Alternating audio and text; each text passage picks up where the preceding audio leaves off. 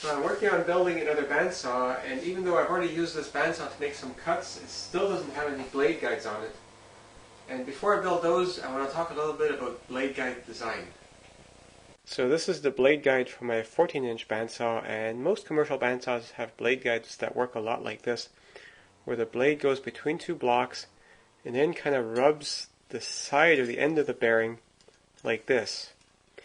And that seems a little bit counterintuitive, and there's a company named Carter that makes bandsaw guides where essentially there's a bearing that goes like this, so it runs on the outside of the blade instead of on the edge of it, and they say that's better. So I figured that would be the better way of doing it. So when I designed the blade guide for my homemade 16-inch bandsaw, the natural thing to do was to put the bearing so it rolls on the outside.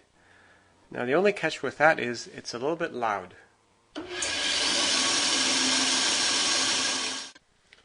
Now I found that my guide blocks here really didn't have much issue with wear, and since most of the time I'm only using a 1/4-inch blade in this bandsaw anyways, I had the idea of replacing this ball bearing with just a block of wood.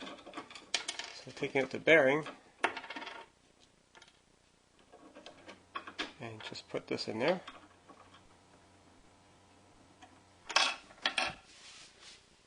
And that runs a bit quieter.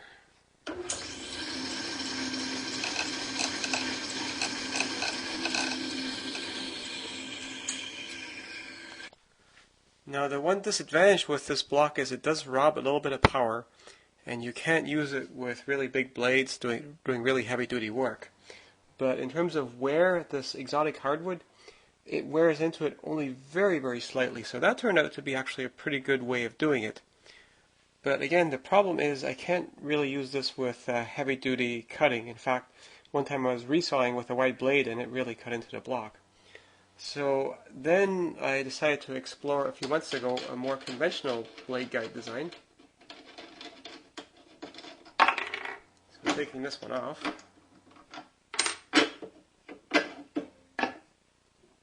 I made a blade guide that looks like this with the bearing on the side, just like all the commercials ones have, even though companies like Carter say that's not as good.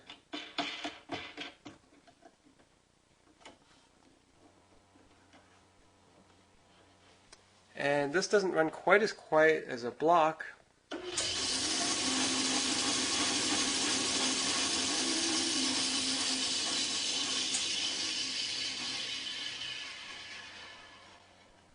but it's much quieter than having the bearing against the blade like this.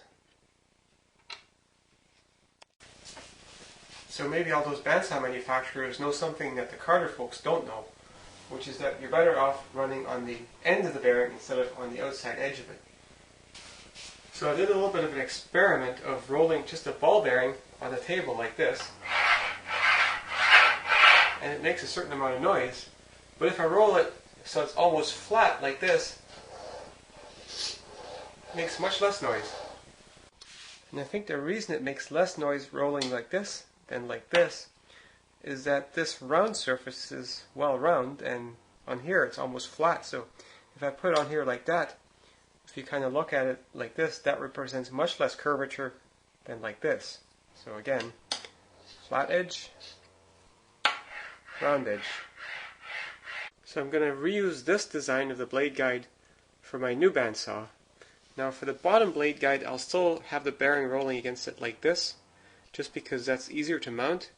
And the way I always adjust the bandsaw is that the top bearing is just a smidgen ahead of the bottom one, so the bottom one only engages during a cut. And during a cut, the bandsaw is plenty loud anyway, so that noise doesn't really matter. The reason I do this is because the top blade guide has got a lot more flex because it's on the end of this long column, whereas the bottom one is mounted straight to the frame. So if I'm pushing a large piece of wood forward on that blade, it's that top guide that's going to move more than the bottom one, so basically they'll become more in line as pressure is applied to both of them. And so that way the bottom bearing just never spins unless I'm during a cut. Now one thing people sometimes ask is, why do I use guide blocks instead of using guide bearings like the Europeans like to use? Well, on my first bandsaw, I actually used 2 bearings on here, and when I turned it on and used it a few times, it was just so loud that I decided that just was not a very good way to do it. And these blocks, they represent so little friction and they really don't wear significantly, so I think this is a much better solution. And some people say, well, the thing is to move your bearings out a little bit so that they don't actually spin when the blade's spinning normally. But I want my blocks to actually be touching the blade at all times to give it a really fine guide. So to move the bearings out far enough that the blade doesn't touch it, well, what's the point? I want my guide bearings to actually guide the blade.